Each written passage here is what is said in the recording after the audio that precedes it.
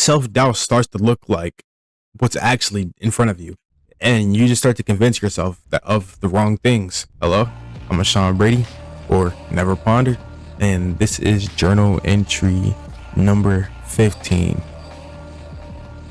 I've been spending a lot of time by myself and kind of just not necessarily like the most active I've ever been. So it's been kind of giving me like some space to mess up and like fall out of my consistency, fall out of the things that I do.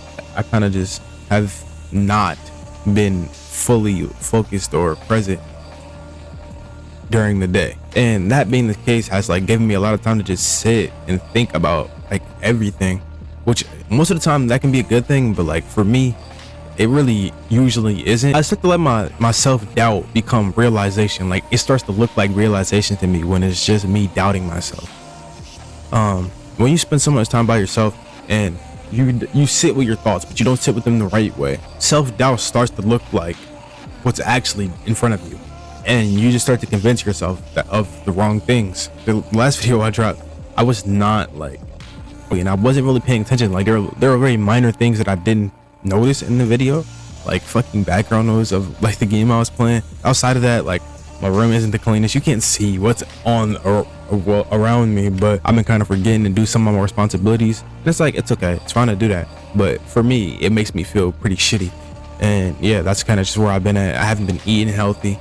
I kind of just been eating whatever the fuck I can get my hands on. I sat back like a couple of days ago and I just started to think like maybe I'll never be able to really do those things, or maybe I'll never really be able to stay consistent with the things that I want to do. For a minute, like I was actually telling myself like, damn, maybe I just can't do it. And then like I want to say like 5 minutes later, like either like complete introspection and I'm just talking to myself. I was just like, bro, what am I saying to myself?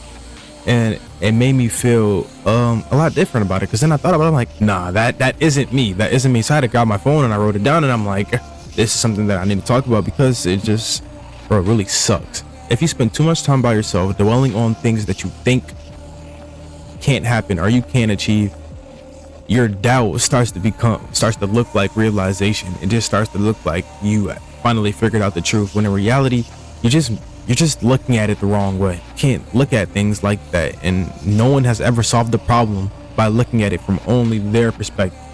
When you spend some time by yourself, write down the thoughts that pass, cross off the ones that don't align with you. I just did it, I want to say 4 days ago, and I say like do this. I do it like after I meditate. I mean, we're different. You can do it after praying, or after a walk, or after a run, or after you sleep. You can do it whenever you want to, but this is a great way to remove these false ideas or me just doubting myself out the way. But despite telling myself that I shouldn't align with my thoughts, and telling you people that I shouldn't align with my thoughts, and telling my friends and my family that you are not your thoughts, I fell back into the pattern of doing that.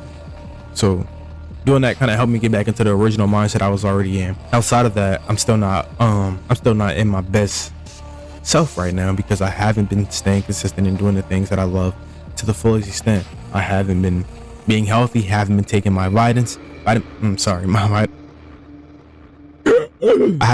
my vitamins, so things like that. Haven't been eating that well, but I've talked about it before. It's okay to fall off. You don't have to be perfect, but you have to be willing to like pick up from where you fell off and get back to where you're supposed to be. It kind of weighs on me when I go back and look at it, because I'm just like, bro, this is not who I just said that I am, or who I want to be. And I get on here and I'm like, damn, this is what I'm preaching.